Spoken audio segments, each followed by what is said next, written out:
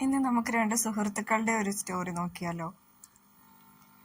അജയും ഫൈസലും school കാലം മുതൽ ഒരുമിച്ചുള്ള സുഹൃത്തുക്കളായിരുന്നു. ക്ലാസ്സിലെ അവസാന ബെഞ്ച് എന്നും അവരുടെ മാത്രം ലോകമായിരുന്നു.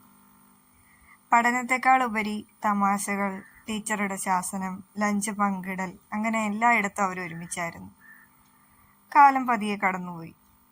+2 കഴിഞ്ഞ ശേഷം ജീവിതം ഇരുവരെയും വേറെ വഴികളിലേക്ക് കൊണ്ടുപോയി. അജയ് നഗരത്തിലേക്ക് ജോലിക്കായി പോയി. ഫൈസൽ നാട്ടിൽ തന്നെ ചെറിയൊരു കട തുടങ്ങി. ആദ്യമൊക്കെ ദിവസവും വിളികളുണ്ടായിരുന്നു. പിന്നീട് അത് ആഴ്ചയിൽ ഒരിക്കലായി. പിന്നെ ബിസി ആണടാ എന്ന മെസ്സേജുകളിൽ മാത്രം ഒതുങ്ങി. ഒരു ദിവസം വർഷങ്ങൾക്ക് ശേഷം അജയ് നാട്ടിലേക്ക് തിരികെ വന്നു. പഴയ സ്കൂളിന്റെ മുന്നിലൂടെ പോകുമ്പോൾ അവനൊന്ന് അകത്ത് കയറി നോക്കി. ക്ലാസ് മുറി ഇപ്പോൾ ശൂന്യം. പക്ഷെ അവസാന ബെഞ്ചിൽ ഒരാൾ ഇരിക്കുന്നുണ്ടായിരുന്നു. ഫൈസൽ.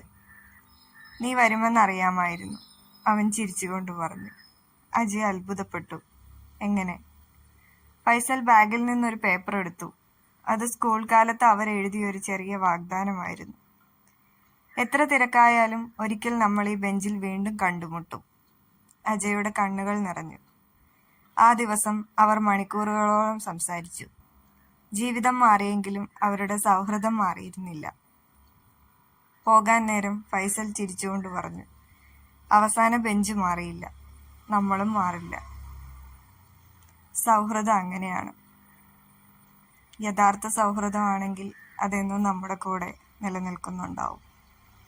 അപ്പം അത്രയേ ഉള്ളൂ.